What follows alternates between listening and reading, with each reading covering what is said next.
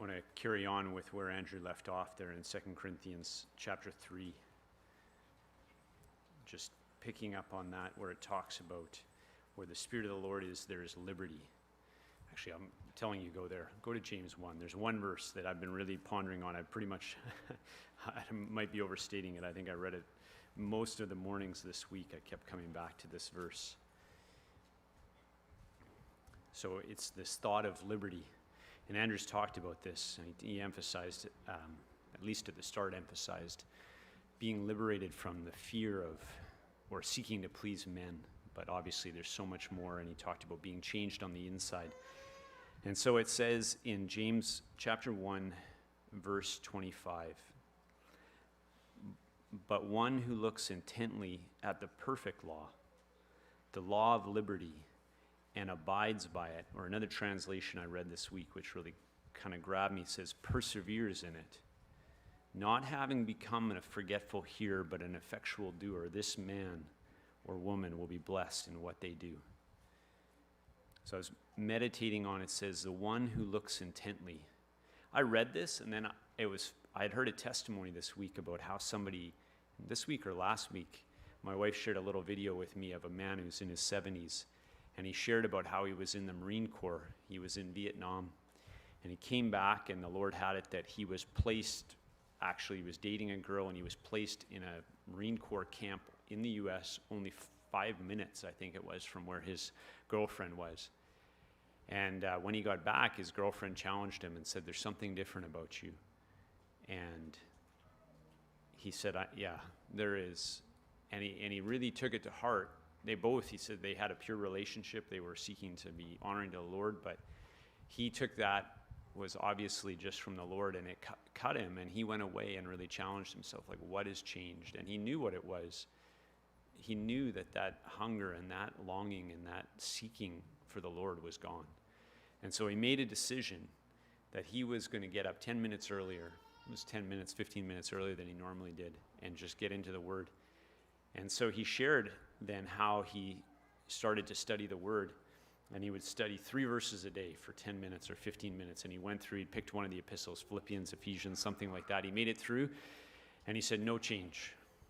But he said, I made a decision. You can maybe start to see the Marine Corps come out in him, because he was very disciplined. He was going to stay with it. So he picked another epistle, and he went through that, and I think he did 2 or 3. And all of a sudden, he said, I could see the joy start to return. And 10 minutes became 15 minutes, became 30 minutes, became 45 minutes. And he said it just absolutely changed his life. And for me, I was reading through this, and I need to go back. If he could spend 30 minutes looking at 3 verses, I should probably reread these verses. And I went back, and when it was the Lord, I reread this verse, and I thought, man, do I look intently into the perfect law of liberty? What does it look like to look intently into the perfect law of liberty? Then what is the law of liberty? And I started to meditate on what is the law of liberty. It says where the Spirit of the Lord is, there's liberty. And I bet you if I asked, what is the law of liberty, I think I'd actually get a number of different answers. Because I don't know that this necessarily, and I think there's a number of good answers. Jesus Christ, it says, you shall call his name Jesus.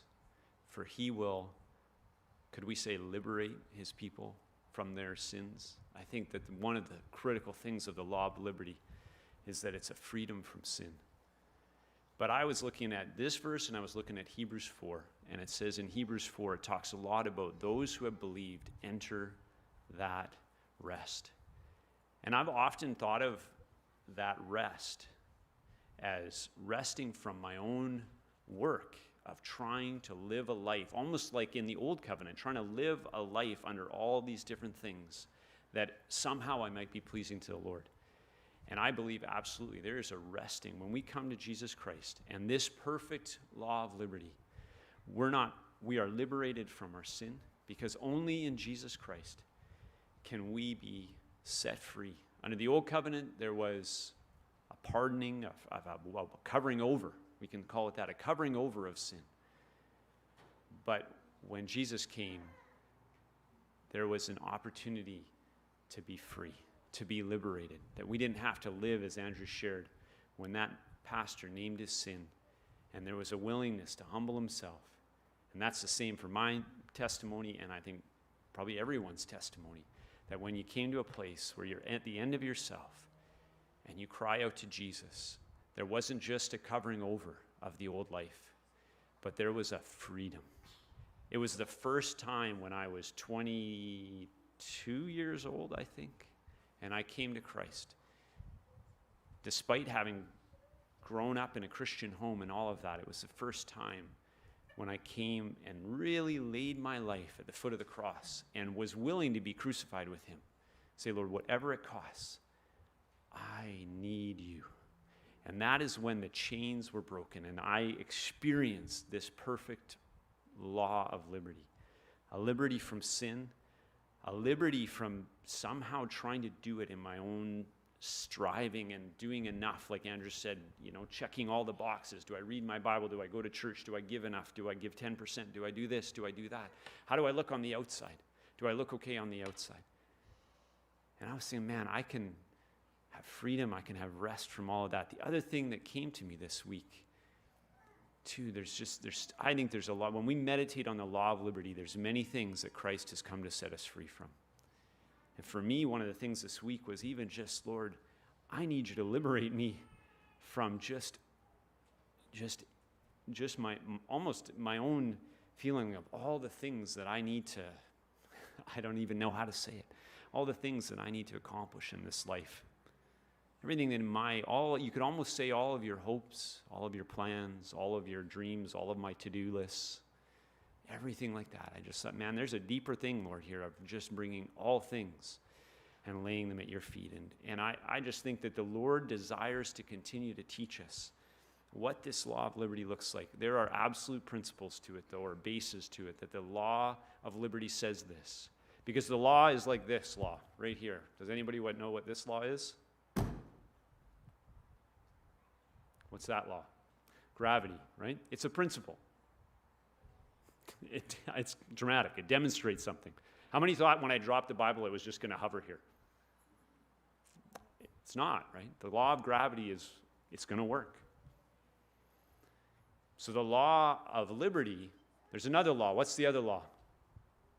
The law of sin and death. So let me show you what the law of sin and death. Anybody think that they can dabble in sin? Anybody think the Bible's going to hover this time? It won't, right? The law of sin and death is the same. I've lived that life, right? The law of sin and death says this. If you practice sin, the wages of sin is death. But the law of liberty, we need to look intently into the law of liberty and persevere in it, because the law of liberty is as strong or stronger than the law of gravity. The law of liberty is stronger than the law of sin and death. The law of liberty says that if we meditate, we seek Jesus Christ, the simplicity of purity of devotion to Jesus Christ. If we do that and we're obedient to the convictions that he places in our heart, then this freedom, this change that Andrew talked about on the inside, we can know that liberty. It's what has been in my heart this week, and the Lord is allowing me as I meditate on, Lord, what are you seeking to liberate from? And there are depths to that. It's like an onion. The very first thing he's seeking to liberate us from is the law, is sin. He's come to set the captives free. If you're bound in sin, I was bound in bitterness, I was bound in immorality, I was bound in so many things. And when I came to Jesus Christ, he broke every one of those chains. There was suffering. We need to be willing to be united with Christ in his suffering, in his death, that we can experience the life and the liberty that he came to give. But I just want to challenge you with that. I don't share long. I just want to challenge you with that and just build on what Andrew shared. Just encourage all of us. And you know the example, I was thinking, what's an example, Lord? So we can talk about these. So what does it look like to walk this out? And to me, it comes back to that, where Paul said, he said, I'm concerned for you that you've been, I can't quote it exactly, but he said to the Corinthians, you've been drawn away, you've been distracted from the simplicity and purity of devotion to Jesus Christ. And you know, the picture that was in my mind, my wife, I'm so grateful, this year, she's got a green thumb, I don't, and I love it. We have so many flowers, and she does sunflowers. And the one thing is just a simple picture in my mind. If you set a flower in a window, where does the flower look? It's always just hunting for the sun. And it just sits there. And all day it'll just stare at the sun. And I thought, Lord, let me be like that, like the sunflower my wife plants in the garden, where it says, if we've been raised up with Christ, let us keep seeking those things above. And it's just a simple picture that came to my mind this week. This is, looking intently into this law of liberty. It's not intended to be complicated. It is simple. And that's where it's so easy to become distracted, there's so many things that can distract us. And I've just been reminded this week, Lord, I don't want to be distracted from that simplicity of knowing you and fixing our eyes on you, seeking you, being diligent, being disciplined to seek the Lord. And when he convicts me, exposes something in my heart, obviously we cry out to him, as Andrew shared, Lord, change me, and believe that he's able to empower us. But that through looking intently into this law of liberty, it says this person will be blessed. We can experience that abundant life that Jesus Christ came to give. So I encourage you with that. Let each of us, I think all of us would say, I long to live out to experience, much like the law of gravity, I want to experience the law of liberty in my life and just continue to allow him to liberate us more, yet still more and more, and experience that abundant life that he came to give.